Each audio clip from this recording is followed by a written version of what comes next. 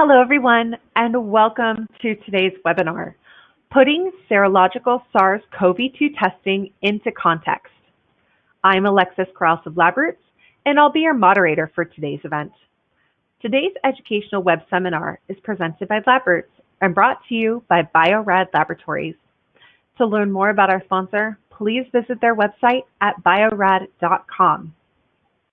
We encourage you to participate today by submitting as many questions as you want at any time during the presentation. To do so, simply type them into the Ask a Question box and click Send. We'll answer as many of your questions as we have time for at the end of the presentation. You may also submit any technical issues here as well, if you have trouble seeing or hearing the presentation. I would like to now welcome and introduce our speakers for today. Dr. Eduard Grebe, Staff Scientist at Vitalant Research Institute. Dr. Veronica Luzzi, Medical Director, Research and Clinical Trials at TriCore Research Institute. And Dr. Sarah Wheeler, Assistant Professor at the University of Pittsburgh Medical Center, Department of Pathology. Welcome, everyone. We are happy to have you. Dr. Wheeler, you may now begin your presentation.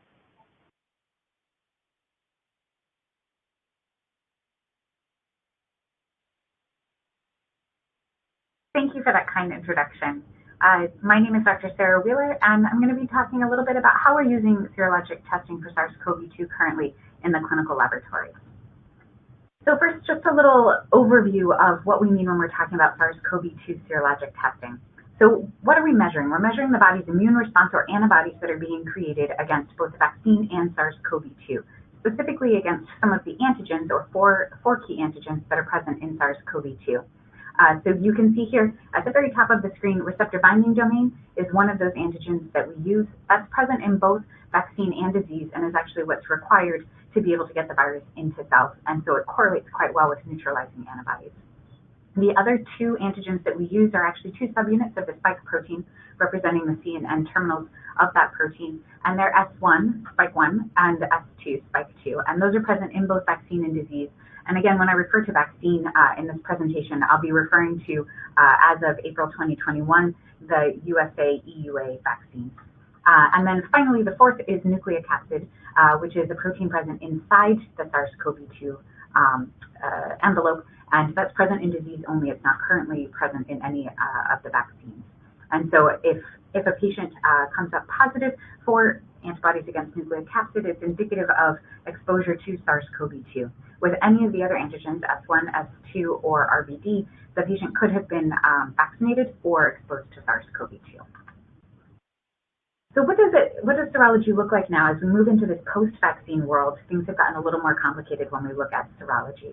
So we're still seeing a lot of cases come through from infection prevention. So we have to figure out when to remove droplet precautions, and generally speaking, 10 to 14 days, the patient should no longer be contagious, but in some of our much more complex patients, that's not necessarily the case. So serology can help us in those decisions. And we also have many cases when we're ready to transfer someone to a group living facility, their NP swab comes back and is unexpectedly RNA positive for SARS-CoV-2. And then we need to try to figure out, is this patient still contagious? Can we transfer them? Or is that putting others at risk? Then we also have a lot of cases where we're looking at symptoms of infection in the setting of a vaccination history. So is it an issue that the patient did not respond sufficiently to the vaccine? Was it a pre-existing underlying infection? Trying to figure that out. And then also differential and delayed diagnoses, which we'll talk about a bit later. So for infection prevention, as well as infection in the setting of vaccination history, one of the things that we're trying to do is to use serology as a surrogate marker for immunity or for contagiousness. And here, in a really nice study done by Van Kampen et al., they looked at over 600 patients where they had paired nasal swabs and serum. And they looked at, along the y-axis, the probability of positive virus culture. So if you can culture virus from the nasal swab, we take that as a surrogate for contagiousness, that you would still be contagious if that's culturable. And then along the x-axis, you can see the serum neutralizing antibody titer. And those are antibodies that can actually prevent infection with SARS-CoV-2 in an in vitro system. And when we look at that, as you have increasing neutralizing antibody titers, the ability to culture virus goes down, which gives us some indication that when your body's producing antibodies, you're less likely to be contagious. So then the next step is, we have in the laboratory binding antibody assays. We don't test specifically for neutralizing antibodies, so we want to see what the correlation there is at a high level. So along the y-axis, what you'll see here is the Euroimmune IgG ELISA. It was one of the first ELISAs available during the pandemic. And then along the x-axis, you'll see the PRNT50 neutralization assay, which is kind of one of the gold standard assays that we've been using for SARS-CoV-2. And you can see that there's a reasonable correlation between binding antibodies and neutralizing antibodies, that as you have more neutralizing antibodies, binding antibody OD ratio does in fact increase. And so this has been very helpful to our infection preventionists in determining if a patient has binding antibodies, that they are less likely to be contagious. And one of the other places that we're really seeing a lot of utility in the clinic is in this differential or delayed diagnosis. And I'd like to share just one case that came across my desk in January about this. So this patient's been completely de-identified, so we're calling her Jane today. And she was a 50-year-old female. She came in, again, in January of 2021, presenting with shortness of breath with any type of exertion. She couldn't even walk down the hall. And she had a past medical history, reasonably extensive, for subglottic stenosis with multiple interventions. And she came in at grade 3. So as you can see here to the right, subglottic stenosis is really a narrowing of the airways, and grade 3 is very severe. So she was between 75 and 99% of airway occlusion. And immediate surgery was scheduled for the next morning. When they took her in to do all of her pre-surgical testing, her preoperative SARS-CoV-2 RNA and P swab was positive. So this is January 2021, and she said that she had a history of COVID-19 exposure at Thanksgiving when her college-age son came home, but she was never tested. She stayed home. She quarantined for the amount of time. She had some mild symptoms, but the crux of the matter was that COVID-19 is a serious contraindication for this particular surgical intervention. So we needed to really try to tease out the difference between a January infection and a November infection. And since we had no actual testing history to say, yes, she was in fact positive at that time, we needed to look at other options. So in the chart below, all of the charts have some inaccuracies right now. In this particular chart, we're looking at the blue line, which is NP swab PCR positive. You can see that people can be positive for weeks and months after infection and after they're really infectious, and their body's still clearing the virus. And if we look at the green dotted lines slightly to the right, that's the increase of IgG against SARS-CoV-2. And so that can occur anywhere from a few days to a few weeks after infection.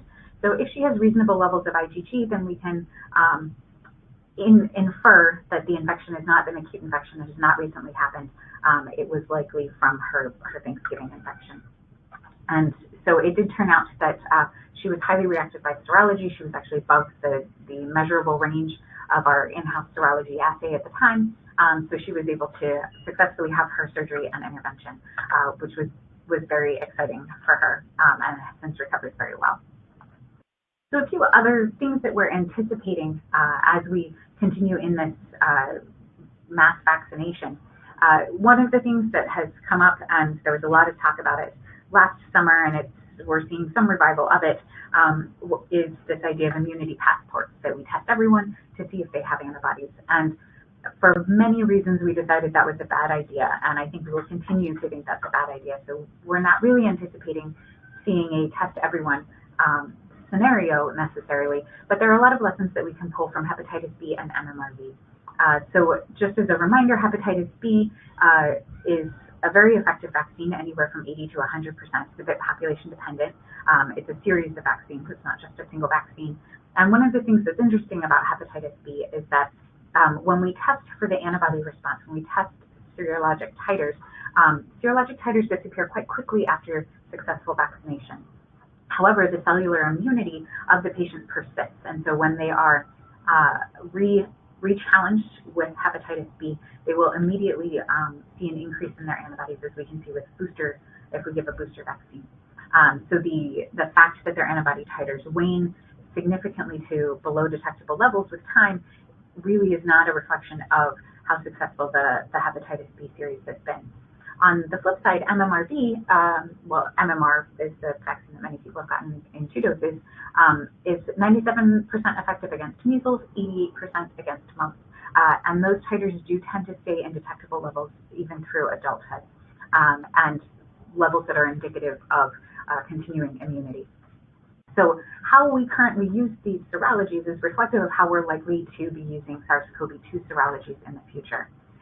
So for many of you who are probably in healthcare, you may recall that you probably had your hepatitis B titers checked as you entered a new hospital or new healthcare setting. So in the upper right-hand corner here, we can see that people moving into high prevalence situations, whether that's healthcare, group living facilities, will often have their titers verified to ensure that they still have immunity. In the upper left, we can also see that often when people are traveling to places that are perhaps endemic for a particular disease, or where, again, prevalence might be higher, they're going to be tested to see if they need revaccination against any of these infectious diseases. Some other times when we, as a standard of care, test for vaccine-related serologies in transplant, as we can see, we do this a lot for our kiddos in our children's hospital. Before they get a transplant, or if anybody has an autoimmune disease and they're about to go on lifelong immune suppression, we want to make sure that they have sufficient titers to keep them protected for the rest of their life against these vaccine-preventable diseases. And SARS-CoV-2 will likely be no different. A couple of things that we're seeing that are a little bit different. So not everyone can produce a sufficient response to vaccines to be fully protected. That's particularly the case for people who have issues with their immune system. So we are seeing some care providers. So if you have an elderly relative that's living with you that you must care for, that these people are wanting and needing to have their titers checked to make sure that they are protecting the elderly person or the otherwise immune dysregulated person that they live with, because they will be their primary points of contact.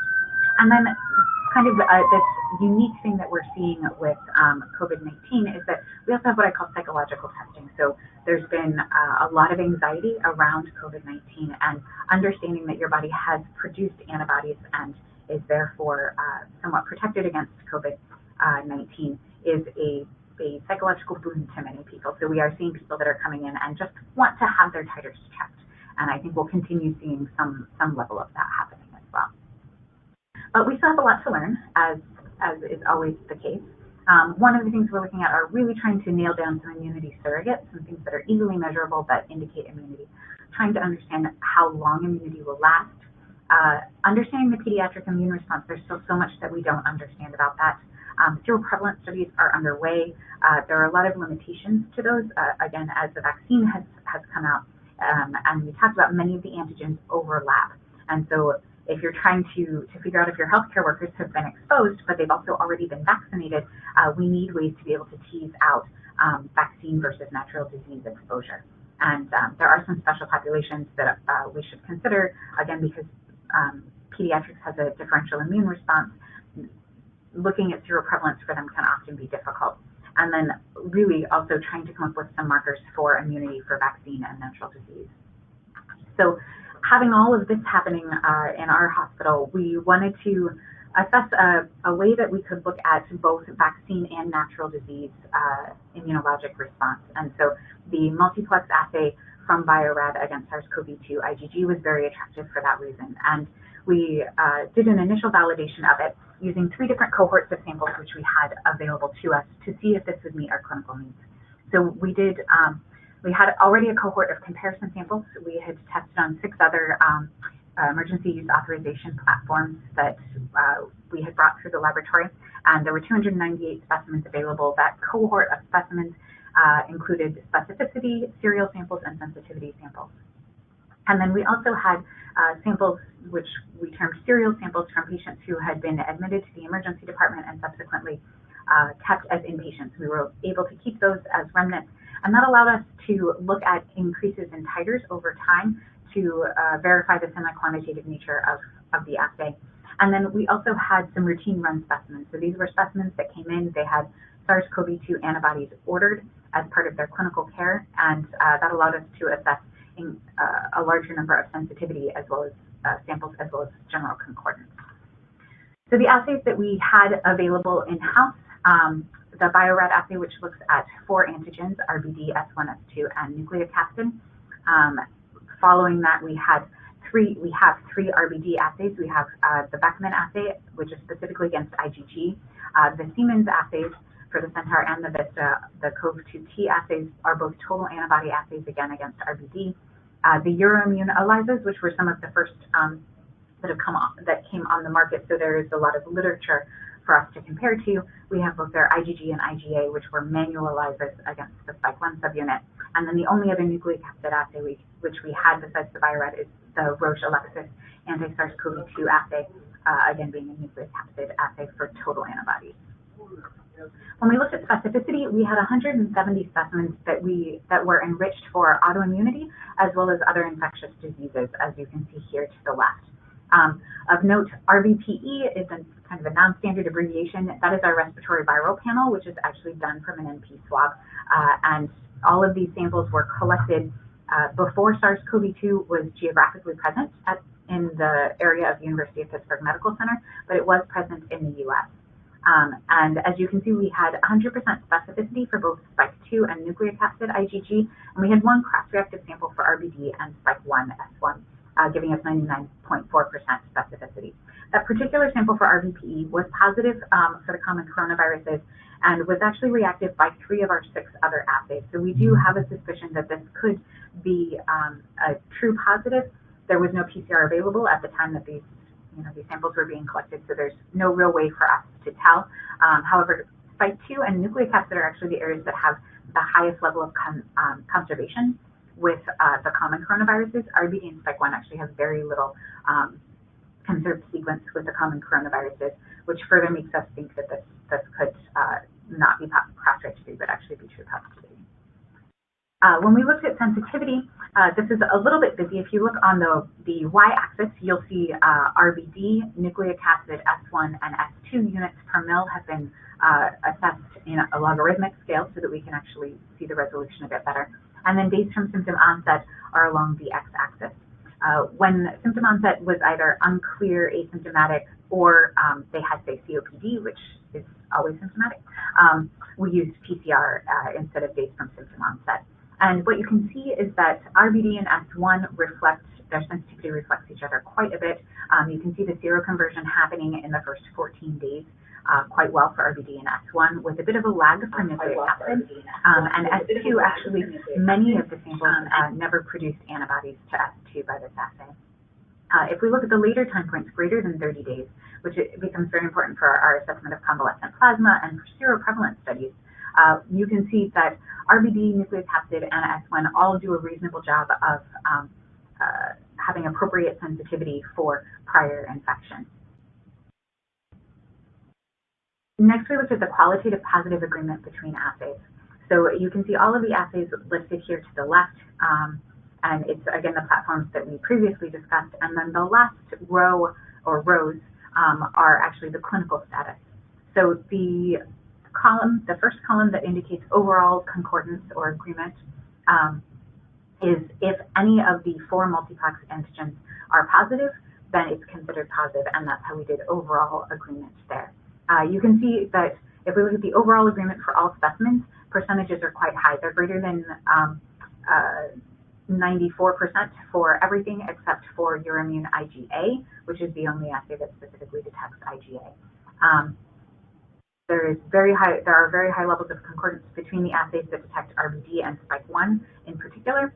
And interestingly, when we look at the clinical correlations, so for specimens that were PCR positive for greater than 14 days, when we look at the overall performance of all 4 of the antigens together, we actually get 100% agreement. And the same thing for clinical diagnosis being positive at greater than 14 days. We have 100% concordance with 44 and 59 samples, respectively. That was something we didn't reach with any of the other platforms that we tested. So that was very exciting for us. Lastly, looking at seroconversion. So again, this is indicative of the semi-quantitative nature of the assay. What you can see in red is the Bio-Rad RBD and spike 1 IgG assay. In blue are all of the other assays that look at RBD and spike 1, and you can see that all of those trend together and that they all actually have semi-quantitative performance. In green, you can see the nucleocapsid assays, and those assays don't always trend together, and they do not always appear to be semi-quantitative, particularly in the sixth patient. It's unclear if there is actually an increase over time in the there's an increase over time, so semi-quantitative for the bio-red assay. The Roche assay appears to be level, so it's unclear if that is simply an increased level of detectability in that specimen, or if it is not truly semi-quantitative. It is not currently approved as a semi-quantitative assay. So wrapping it up, this assay appeared to be comparable to existing CE marked as well as EUA serologic assays that we had tested in our laboratory. For us, it was very important that it be able to measure multiple analytes simultaneously for the complex clinical presentations that we see come through, as well as for epidemiologic research, so that we can differentiate between natural disease as well as the currently EUA approved vaccines. Decisions regarding infection prevention, this has also been very helpful for that. And then we are also always looking for surrogate markers for immunity, and we look forward to having more data so that we can establish these surrogate markers for immunity. In closing, I'd like to recognize Dr. Michael Shuren, who was my co-director for all of these studies, and the great team at UPMC that helped us get all of this together. And we did have some help from Bio-Rad in the sample testing, which was super helpful for so many samples, and this was partially funded by Bio-Rad Laboratories. With that, I would like to turn this over to Dr. Luzzi. Thank you. Hello, everybody, and thank you so much, Dr. Wheeler. This is an exciting topic, and I look forward to share our studies with you. So what we did in our laboratory was using the BioPlex 2200 SARS-CoV-2 IgG panel to figure out the performance. And our goal was to investigate the presence of the SARS-CoV-2 IgG antibodies using the BioPlex 2200 IgG panel in a different population than those used for the assay development. So the BioPlex 2200 SARS-CoV-2 IgG panel detects IgG antibodies against the 4 different regions of the virus: nucleocapsid, the spike 1 and 2, and the receptor binding domain. On this presentation, I'm going to describe the protocol, share with you our results, and the conclusions of the study. So what we did is we tested frozen remnant serum specimens in 3 different patient populations or cohorts. One of them was a 241 CoV-2 PCR positive patients that we use for our percent positive agreement calculations. Another cohort of 160 CoV-2 PCR negative patients that we use for the percent negative agreement. And then finally, a set, 10 sets of specimens collected from patients tested for SARS-CoV-2 by PCR, in general included at least 2 to 6 consecutive collections that we use to capture seroconversion. All these specimens were obtained following central IRB approval and were de-identified by the information on age, gender, and PCR testing results was available. We follow manufacturer's instructions on the BioPlex 2200. The demographic description of the patient population that we use is shown in this table, where we can see that the 241 specimens that were COVID PCR positive were composed of 103 female subjects, averaging an age with a mean age of 57.7 years, a male population of 133 subjects with a mean age of 56.2, and then we had 5 unidentified gender individuals in this group.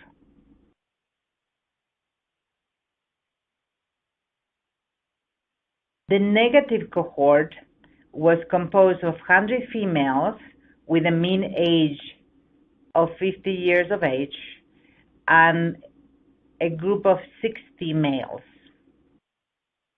Finally, the longitudinal set contained 4 female subjects and 6 male subjects of ages 62.9 and 72.2 as mean.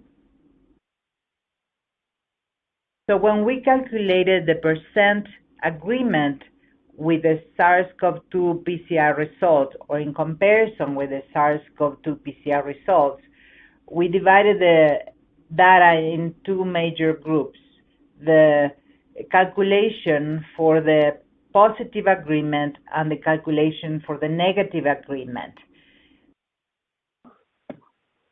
The positive cohort consisted of 241 serum specimens, and in the top of this table, in the slides, you can see how we basically look at the results by dividing the time or a time frame in which the specimens were obtained in relationship when the PCR was first positive or the virus was first detected. So we know based on the literature that in general the antibodies can be detected somewhere between 7 and 15 days.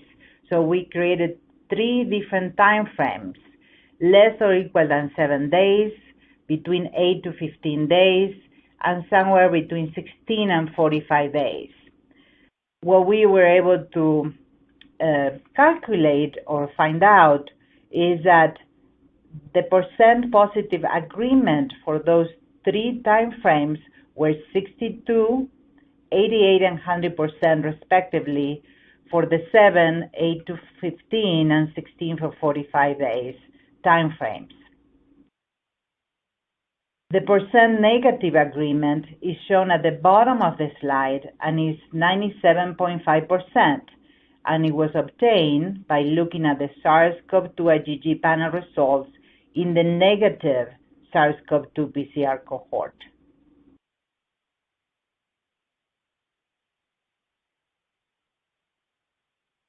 We also look at the SARS-CoV-2 IgG panel results distribution for each of the time frames used to calculate the percent positive agreement. This bar graph shows the number of positive and negative serology specimens in the PCR positive cohort classified by the same time frames as the ones used to calculate the percent positive agreement. We learned that most specimens tested by the SARS-CoV-2 IgG panel were collected during the first 7 days of detecting the virus. So this group made the 80% of all the 241 PCR positive cohort subjects, while 11% and 9% were collected at 8 to 15 or after 16 days respectively. This observation may explain why we see a bit lower percent positive agreement in the SARS-CoV-2 positive PCR cohort than others that have been published. One of the areas that were very interesting to look into were the longitudinal cohort. And in this case, I'm going to show you 2 examples of 2 different patterns that we observe. So in this slide, you can see patient 10223 and the progressive concentration of antibodies that we detected using the panel. And basically, we wanted to be able to demonstrate that the Bioplex 2200 SARS-CoV-2 IgG panel is sensitive enough to be able to detect the seroconversion. So we analyzed several longitudinal patients. In this example, the antibodies, as you can see, remains below the 10 units per ml threshold that is shown here with the dashed red line. on days 1 and 2 after the detection of the virus.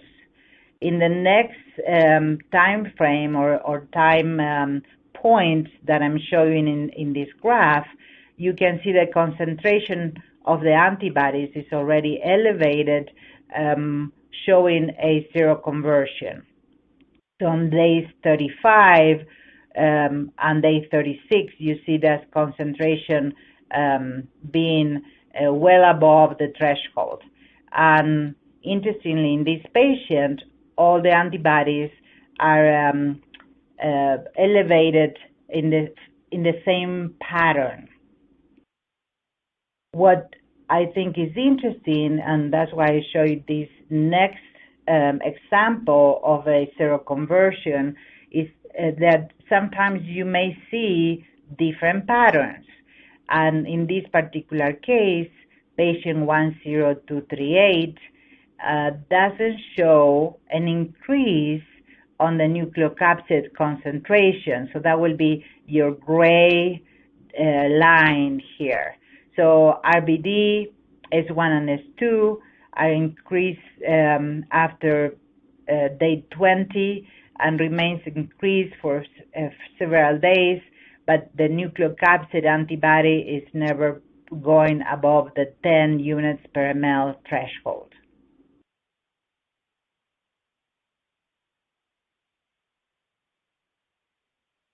So what we concluded from the study is that the analytical performance comparable with other vendors is very similar, but this panel provides more information about the type of antibody present. So we concluded that 88% positive agreement after 7 days was seen, and 100% after 15 days of the positive COVID PCR results. The negative agreement was 97.5, and overall, this panel is an excellent tool to monitor seroconversion and identify antibody type without having to set up multiple assays. So I'd like to acknowledge my colleagues, Gage Foster, Rebecca Smith, Liliana Talamontes, and Dr. David Granage from TriCore Research Institute, and Ebony Jones from Bio-Rad. Now I'm going to leave you with Eduard Grebe. Thank you so much.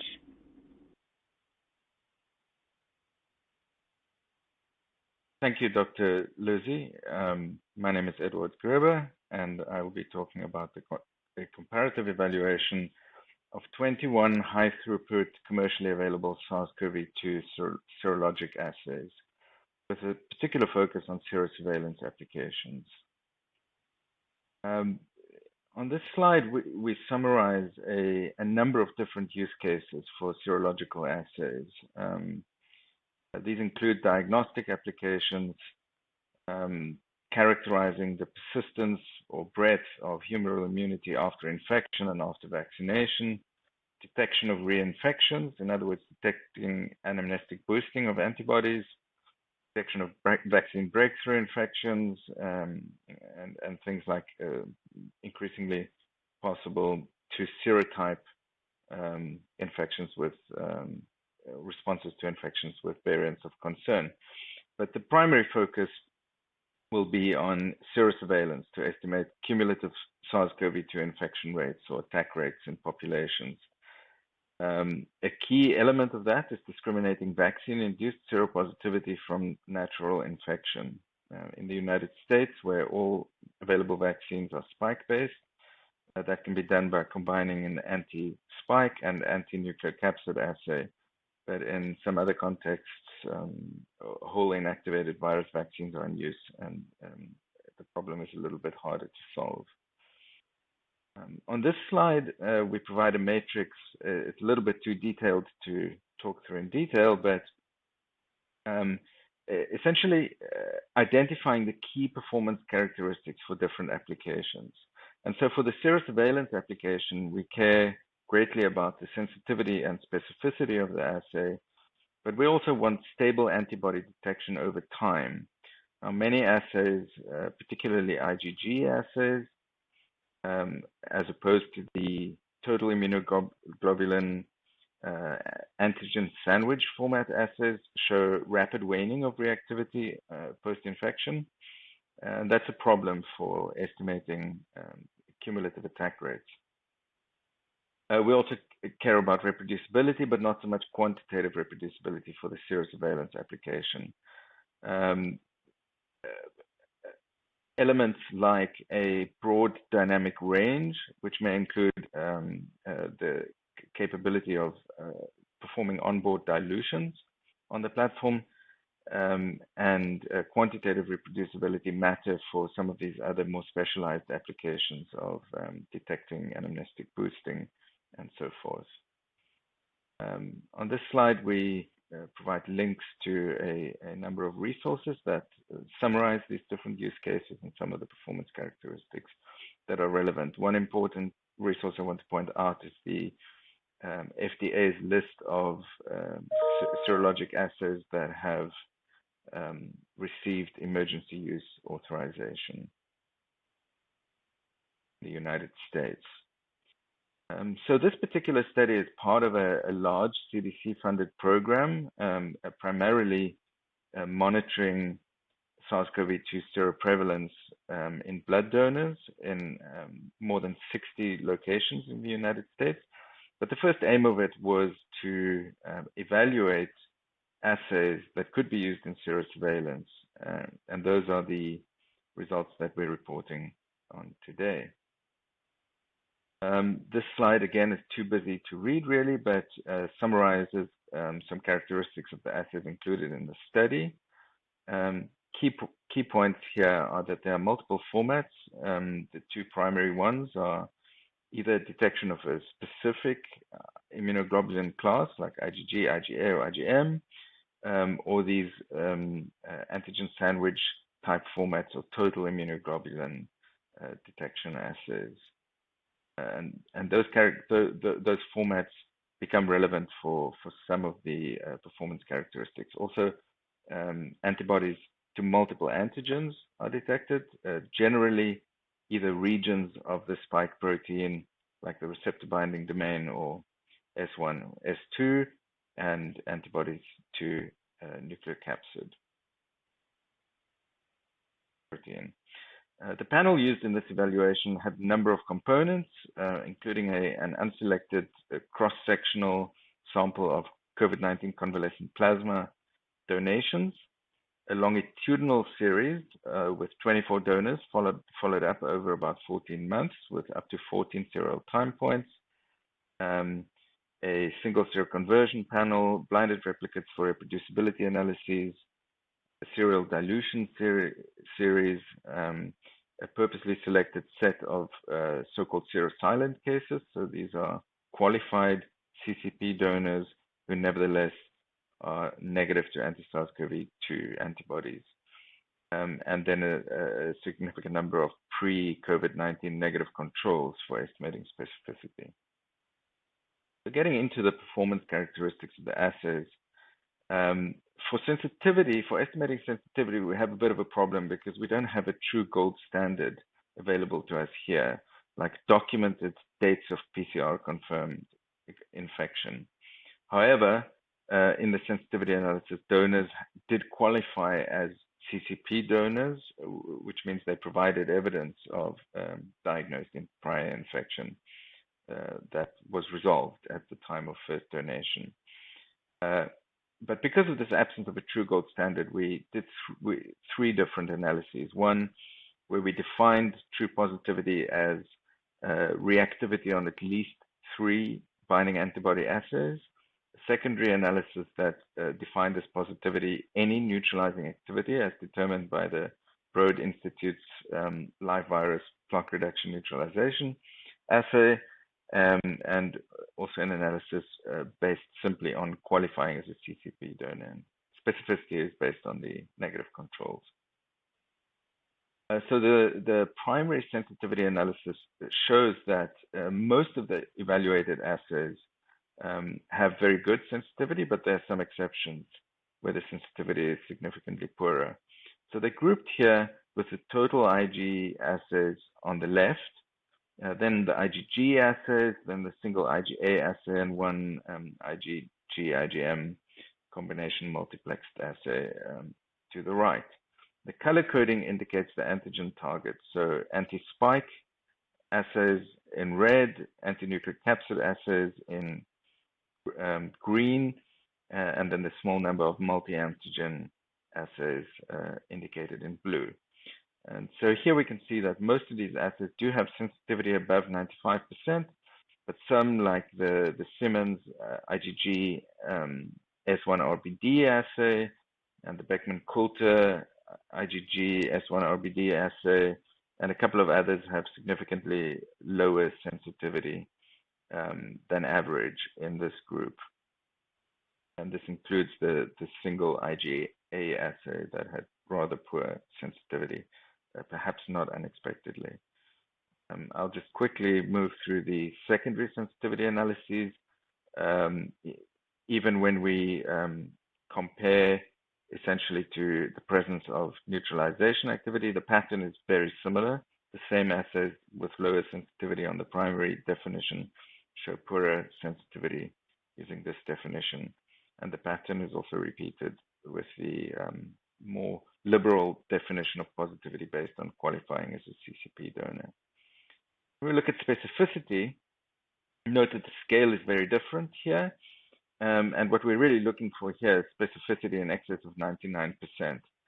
So again, most of the high throughput assays developed by major manufacturers do have specificity greater than 99.5% in this, which includes the Roche and the two Roche total IG assays, the Ortho total IG assay, the Bio-Rad Platelia nucleocapsid assay, as well as the various of the IgG assays have very good specificity, including the Bio-Rad Bioplex multiplexed IgG assay that has 4 analytes corresponding to 4 antigens, which in fact has perfect specificity in this panel. Moving on to repeatability and precision,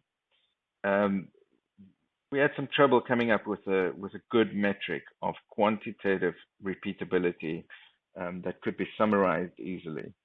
And what we settled on is the so-called intra-class correlation coefficient. So this is based on 15 samples that were tested in 6 replicates each, with testing labs blinded to those replicates, so they did not know which samples were aliquots of the same root specimen. And what we see here is that most assays in the study actually have ICCs well in excess of 0.9, or rather in the region of 0.9 or in excess of 0.9, which is the conventional threshold for excellent repeatability.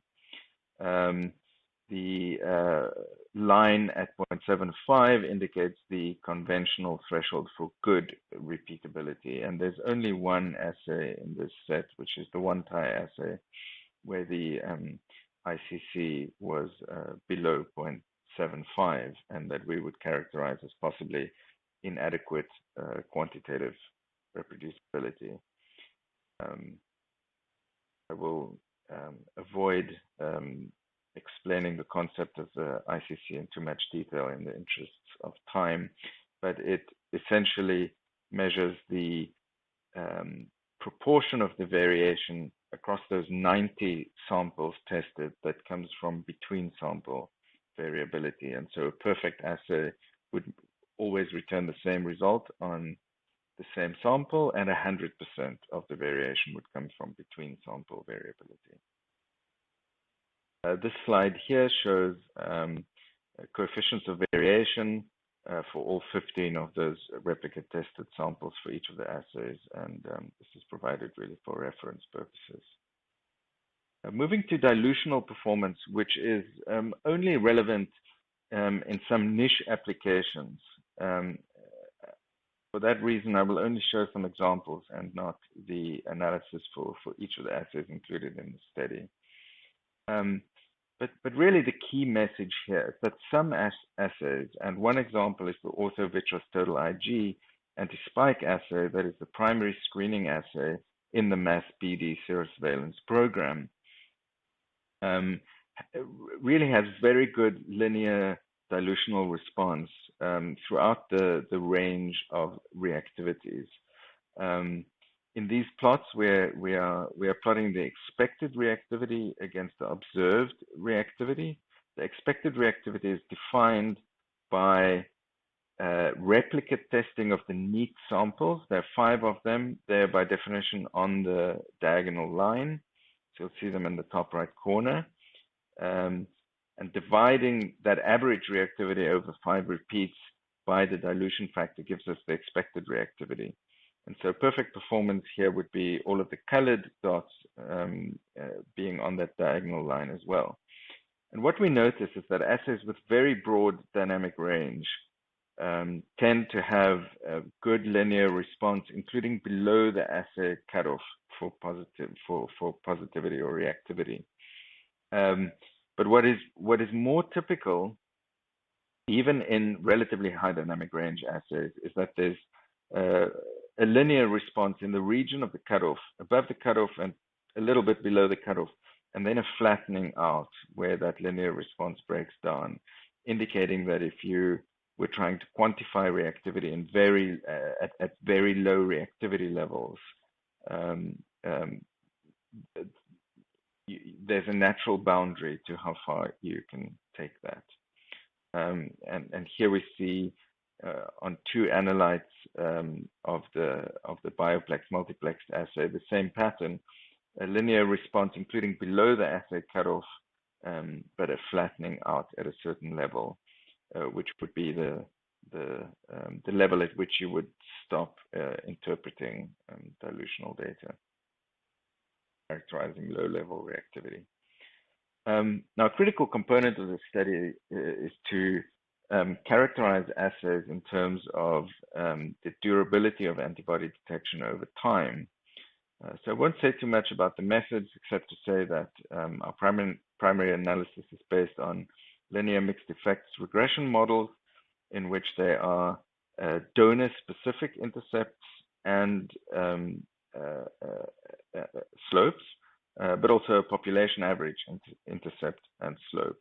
And so what we'll be reporting here are the average slopes to determine whether an assay shows rapid waning or not. And we're also able to calculate assay signal half-lives based on a very similar regression analysis. Just by way of comparison, these are neutralizing titers over time by various neutralizing antibody titration assays. So those do decline over time. And here are some examples of assay signal over time. Now, we've rescaled all of these to render the slope estimates comparable with one another. So these are plotted over the same range. But you can see quite variable patterns with some assays showing quite stable response. And if we go on to the next slide, we'll see some assays that do show pretty rapid waning over time. Each colored line here represents one of the 24 donors in the longitudinal series that informed this analysis.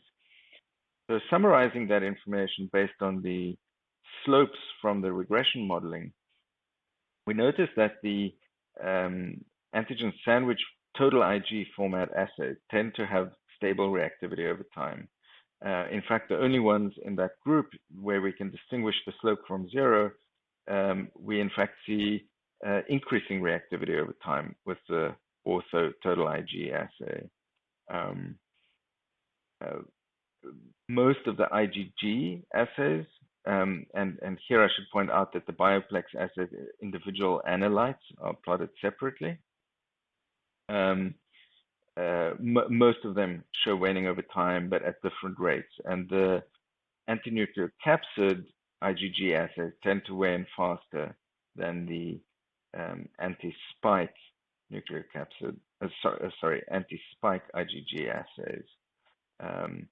And a key point here with respect to the bioplex is that while most of the analytes do show waning, there's one that where we cannot distinguish the slope from zero, and so the overall interpretive value of that assay is likely to remain stable over time, at least over this time scale of approximately 4 months. This slide just shows the slopes in comparison to those of neutralizing titers on the right-hand side. And this slide shows for those assays or analytes where we do see rapid waning, the estimated half-lives that range from about 40 days to about 100 days, a little bit more than 100 days. And so pretty rapid waning, many of these assays. We did further regression analysis to determine whether assay format or antigen target matters most, and what we found is they both matter. And so even in multivariable models, both are significant and have an impact on whether the assay shows waning and how rapid that waning is. I won't say very much about the relative timing of seroconversion. This is a very busy plot with assay signal rescaled, so that 0 is the cutoff for positivity. And what we observe here is that most of the assays in the study show seroconversion over approximately the same time scale, with a couple of exceptions. There are a few that are slightly earlier and a few that are slightly later. And there's one where this donor never seroconverted, and there's also one where we saw positivity very early on, which is clearly prior to infection taking place, and so that indicates a specificity problem. If we look at the correlation of signal with neutralization titers, we see reasonably good correlation. These plots here are for the assays included in the FDA's revised convalescent plasma EUA, and on this slide here we see similar plots for the analytes on the bioplex, and we've derived here cutoffs on the various analytes of the bioplex assay that may work well for qualifying CCP units as high titer units. We also performed ROC curve analyses, which I won't talk about in any great detail, except to show that this is what they look like. And if we do that for all of the assays and setting a standard of a titer on the Broad assay of at least 1 to 250, we can derive optimal thresholds on the binding assays for predicting that high neutralizing titer and achieve pretty good sensitivity and specificity for that condition. I'll move on to my concluding slides, which really focuses on an assessment of all of these assays for specifically serosurveillance applications. I'll remind you of the matrix I showed early on that identified sensitivity, specificity, stability of antibody detection, and qualitative reproducibility as key characteristics for serosurveillance applications of these assays. Note that other applications would have different desirable characteristics. For example, you want to have an assay that wanes roughly in conjunction with neutralizing antibody activity. If you wish to use it to infer something like immunity or vaccine response, but for estimating cumulative attack rates, you want stability of antibody detection. And one note here is that the reproducibility assessment here is based on the quantitative reproducibility, which may not be 100% appropriate for this application, but most assays perform well on that. And what we find is that there really are 5 standout assays here that show all 4 characteristics that are desirable for the serosurveillance application. And this includes both of the Roche total IG assays, both the anti-spike and the anti-nuclear capsid assay, the ortho total IG anti-spike assay, the Bio-Rad platelia nucleic and total IG anti-nuclear capsid assay, and the Bio-Rad Bioplex IgG assay. And the reason it makes the cut primarily is that because of that one analyte, the anti-S2 IgG, that shows stability over time, the qualitative interpretation appears to be stable over time, and so it also gets a green check mark in the final column. And then I would like to just conclude by pointing out that there are many people who should be acknowledged, but I particularly want to call out Mars Stone and Mike Bush, my very close collaborators at VRI in conducting this study. Thank you for your attention, and we will now move on to the question and answer portion of the session. Thank you. Wow, thank you to all of our speakers for their informative presentations. We are now going to start the live Q&A portion of the webinar. If you have a question you'd like to ask, please do so now. Just click on the Ask a Question box located on the far left of your screen, and we will answer as many of your questions as we have time for. We already have some great questions coming in from the audience, so we're going to start with this one. Dr. Wheeler, this one is for you. Do the individual antibody marker levels have any clinical implications? Hi, yes. We do see that there are some clinical implications, as we covered some of the clinical scenarios where we may have a need for differential diagnosis. Looking at nucleocapsid antibody gives us more information about exposure to SARS-CoV-2, where RBD, as a specific antigen serology against RBD, has better correlation with neutralizing titers. So both of those have separate clinical utility for us. It is important to recognize, though, that these aren't standalone tests, that other testing is part of the landscape of being able to tease out some of these differential diagnoses, particularly in our immune suppressed but vaccinated patients. Great. Thank you so much, Dr. Wheeler. Dr. Grebe, we're going to go over to you now for this next question. Do you feel that serology assays are sufficient to confidently identify convalescent plasma donors? Well, thank you for that question. It's an important question. The short answer is yes. The FDA's revised convalescent plasma EUA does allow the use of binding antibody assays to identify high titer units. And our assessment of the correlation of binding antibody signal intensity on serologic assays with neutralizing titers show that those correlations are sufficient to derive cutoffs on binding antibody assays for detecting or predicting high neutralizing titers.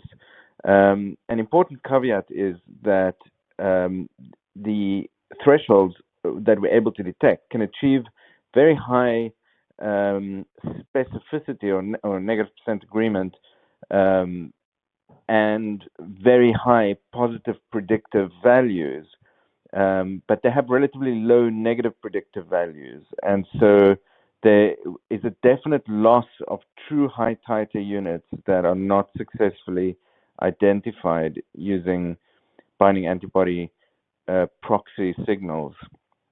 But the approach can accurately classify units as high titer units. Great. Thank you so much for that answer. And it looks like we have time for just one more question. So, Dr. Luzzi, we're gonna turn it over to you. What is the value of having multiple antibody markers over just a single marker? Hello, and thank you for the question. This is very interesting that people are interested in about multi-markers. I think my response is also in support of what Dr. Wheeler just mentioned, that in a multi-marker, you're able to see, obviously, the antibodies to the different parts of the viral protein, and depending whether you're doing serosurveillance or you want to know vaccine status or whether the patient has been exposed to the SARS-CoV-2 viral particles is need. And by having a multiplex assay, instead of having set up several different vendors, you have everything in one single instrumentation with one single run, if you will. So I think there's a double side to my answer, or different reasons to the answer. One is clinically what you're looking for, and practically the practicality of having a multiplex. Thank you. Thank you so much, Dr. Luzzi, for your answer. We want to again thank all three of our speakers, Dr. Grebe, Dr. Luzzi, and Dr. Wheeler, for their time today and for their important research. We would also like to thank LabRoots and our sponsor, Bio-Rad Laboratories, for underwriting today's educational webcast. Before we go, I would like to thank the audience today for joining us and for their interesting questions. Questions that we did not have time for today and those submitted during the on-demand period will be addressed by our speakers via the contact information that you provided at the time of registration. This webcast can be viewed on demand. LabRoots will alert you via email when it's available for replay. We encourage you to share that email with your colleagues who may have missed today's live event. That's all for now. Thank you for joining us, and until next time, bye-bye, everyone.